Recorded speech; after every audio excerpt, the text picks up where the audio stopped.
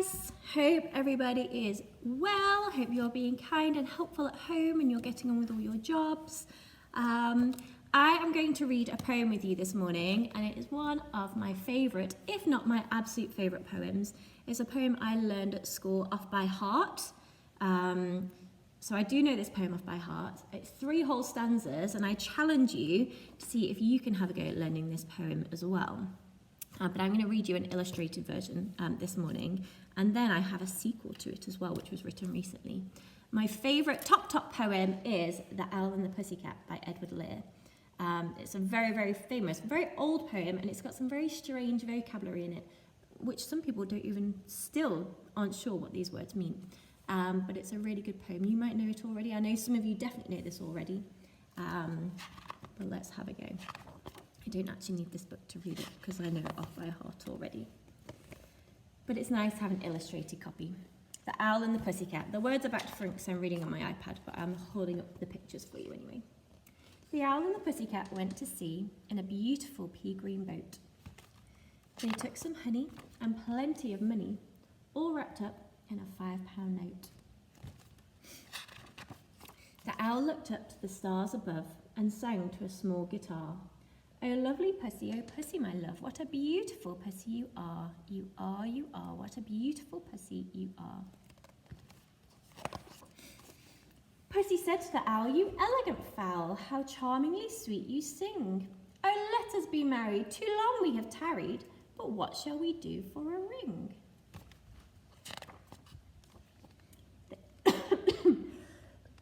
Excuse me.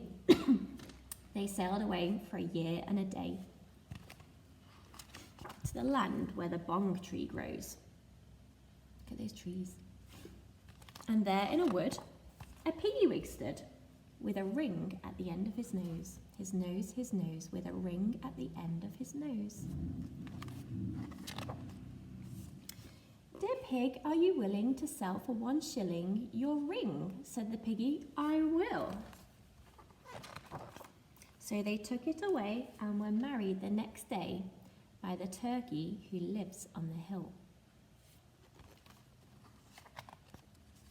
They dined on mince and slices of quince, which they ate with a rinsable spoon. And hand in hand on the edge of the sand, they danced by the light of the moon. The moon, they danced by the light of the moon. The end. Oh my goodness, such a good poem.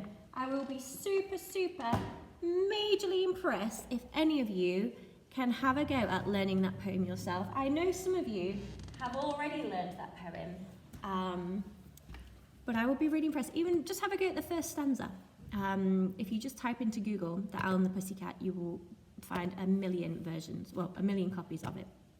And so now I'm going to carry on by reading Julia Donaldson, who wrote The Gruffalo. She had a go at writing a sequel to The Owl and the Pussycat because it's such a famous and popular poem. She thought, I wonder what would happen next. So she had a little think about what might happen next. So I'm going to read it to you. The owl and the pussycat went to sleep by the light of the moon so pale. Their beautiful ring was tied with a string in a bow around the pussycat's tail. They dreamed of mice and raspberry ice while slumbering cheek to cheek. But down flew a crow who unravelled the bow and flew off with the ring in his beak. His beak, and flew off with the ring in his beak. That's no good. They need that back. The owl and the pussycat woke the next day to find that their ring had gone. They wept in the shade of the bong tree glade where never the sun had shone. Oh no, look, they're really upset. I'd be upset if I lost my wedding ring too. The owl sang songs of terrible wrongs while Puss blew her nose on a leaf. Then she said with a yowl, oh lugubrious owl, let us travel in search of the thief. The thief, let us travel in search of the thief. I think Julia Donaldson has pinched or invented some words like Edward Lear did. I'm pretty sure that's not a real word. Maybe it is. I'm going to check in a dictionary. The owl and the pussycat sailed away in the beautiful blue balloon. They took some jam and honey roast ham, which they ate with their runcible spoon. They sought the ring from autumn to spring till they came to the Chankly Bore.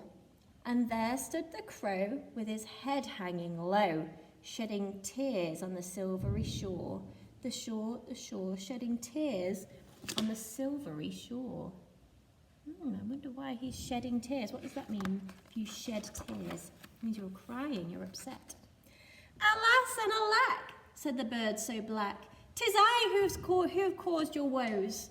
I fear I have sold your ring of gold to the pobble who has no toes.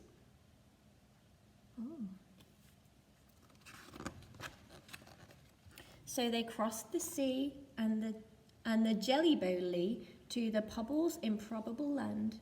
And there he sat with his aunt and her cat, and they spotted their ring on his hand. His hand, and they spotted their ring on his hand. Dear friends, said the pobble, you see how I hobble, for all my toes have gone. Yet my fingers are fine, and this ring is divine. Oh, do let me keep it on. I'm not sure you can just keep it. Said the owl, twoo-hoo, and with Pussy he flew to visit the calico doves, who flapped in the air while they knitted a pair of impeccable gossamer gloves. Two gloves, two impeccable gossamer gloves. The owl and the pussycat showed the gloves to the pobble who has no toes, and both of them fitted so well they were knitted in stripes of magenta and rose. You see his gloves. What do you think the owl and the pussycat are trying to do? They're like, here, have these nice gloves in trade for our ring back. I'm quite in love with the right-hand glove, and the left is a joy to behold. He clapped and he hopped, and he willingly swapped the gloves for the ring of bright gold. Bright gold, for the gloves for the ring of bright gold. The owl and the pussycat sailed back home to the land where the bong tree grows. They dined on stew with the jumbly crew, and the dong with the luminous nose. They danced a jig with the turkey and pig, then sang to the owl's guitar. Oh, dearest love, by the stars up above, how delightfully happy we are. We are, how delightfully happy we are. The end. Nice, Julia Donaldson, not Ronaldson, I don't know why I keep trying to say Ronaldson. Julia Donaldson did a good job trying to write a sequel for Edward Lear's poem. I liked it, but I still think that Owl and the Pussycat original is my favourite. I hope you enjoyed that. Have a go at learning the Owl and the Pussycat, and if you've already learned it, have a revival. Let's see if you still remember it. I would love to hear you having a go. Post it onto Dojo for me. I'll see you all soon. Bye.